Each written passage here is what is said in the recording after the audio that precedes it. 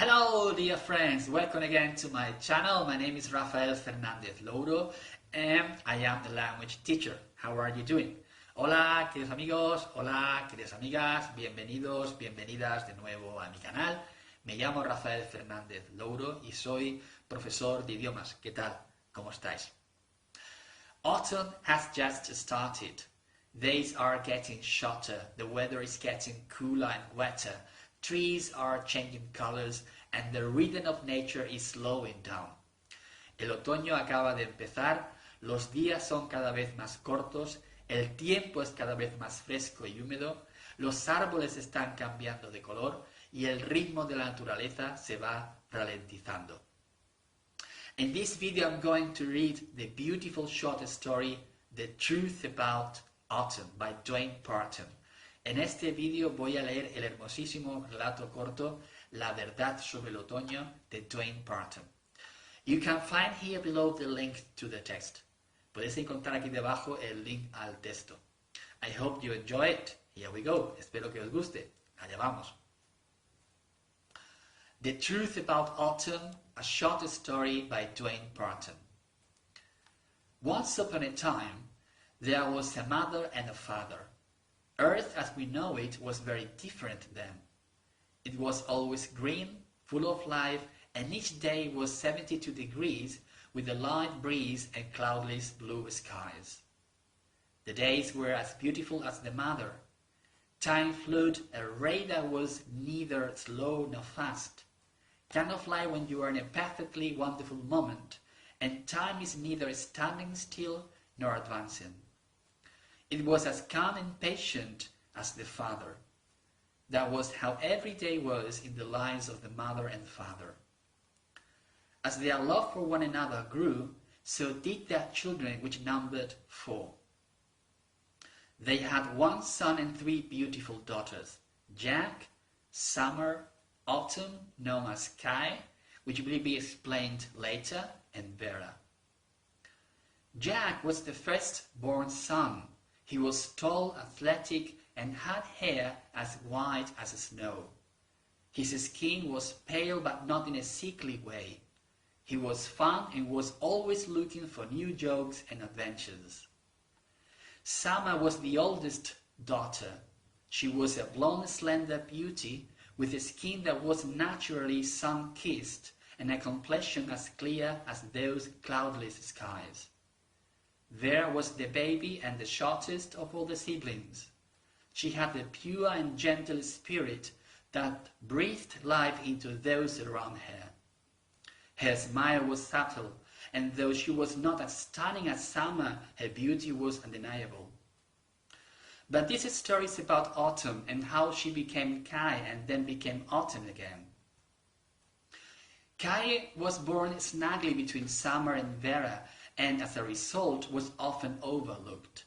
But not for lack of love from her parents, for they loved each of them equally. It was rather a normal result of birth order. Kai was born third, and so she was the baby for only a short time before Vera came along. Summer and Jack were the oldest brother and sister, and therefore were always entrusted with the adult responsibilities. Kai did not mind this though. She had a free, wandering spirit, and she was perhaps the most unique of all the siblings. Kai was born with hair. Now most babies are born with hair, but Kai was born with brilliant red hair that was as long as she was. In fact, it was so long that reached way down past her toes. As a baby, her parents would swaddle her in the red strands that flowed down from her head. She did not have the clear complexion of her siblings. Her skin was specked with the tiny brown dots that we know as freckles. She was a spunky, ambitious girl who spent most of her time gallivanting around the forest, while Jack and Summer kept to their responsibilities, and Vera tended to her pet rabbits or picked flowers. By now you are wondering why Autumn was called Kai. It was because of her long hair. Because it was so long, she learned to walk a little slower than her other siblings. If her hair was down, she could only take a few steps before becoming tangled up in it and falling.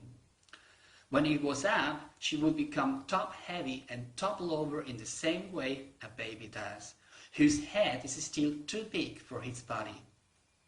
Jack, being full of fun, began to call her Kai, which means to fall.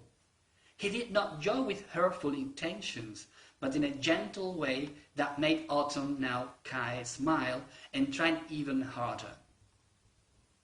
By the time Kai learned to walk, she could already run and even dance.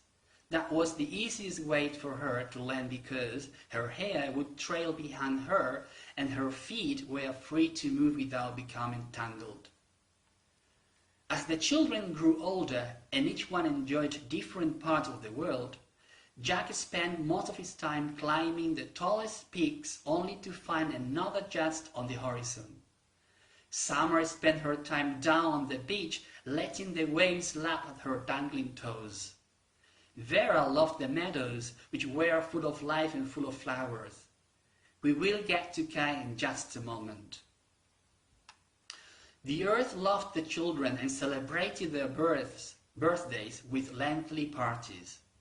On Jack's birthday, the weather would grow cold and white fluff would cover the ground so Jack could make snowballs and slide down the mountains that he loved so much. As it grew closer to Vera's birthday, the earth would warm and the birds would sing with delight. Summer's birthday was celebrated with warmth and refreshing breezes. And when it was Kai's birthday, Kai spent most of her time making friends with the forest. She would dance with the trees and twirl in the breezes that they made. She knew each tree by name and spoke with them regularly, but the trees did not call her Kai. When she first entered the forest, a tall maple asked, "What's your name, dear?" "They call me Kai," she replied. "Oh no, dear, you are much too pretty to be known as Fall. What's your real name?" said the old wise oak. "It's Autumn," she replied. "Autumn," said the trees simultaneously with much admiration. "That's much more fitting." And so Kai was known as Autumn by the trees. After celebrating Summer's birthday, Autumn, once known as Kai, would start her trip back to her beloved forest. Her birthday was just around the bend, and she could not wait to celebrate. As you can imagine, it was the most festive of all the birthdays and was full of life and color. The trees on the mountain tops were always the first to see her returning, and all but the evergreens would dress up in the most wonderful hues of red, orange, and yellow. Autumn could see them from the distance, and it thrilled her heart not to an end. As news of Autumn's return spread down to the valley, the other trees would put on their colors and celebrate as well. The party lasted for days, and just as the trees on the mountains were the first to start celebrating, they were also the first to stop. Their brilliant colors would fall off as their eyes grew heavy and tired. By the time that Autumn's birthday celebration was over, all but the evergreens were asleep, and it was time to celebrate Jack's birthday again. And thus, Father Time and Mother Earth made the 4 seasons. We know Jack as Jack Frost or Old Man Winter, Vera as Primavera or Spring, and Summer as Summer. More importantly, we know Kai, which we call Fall as the more appropriate Autumn.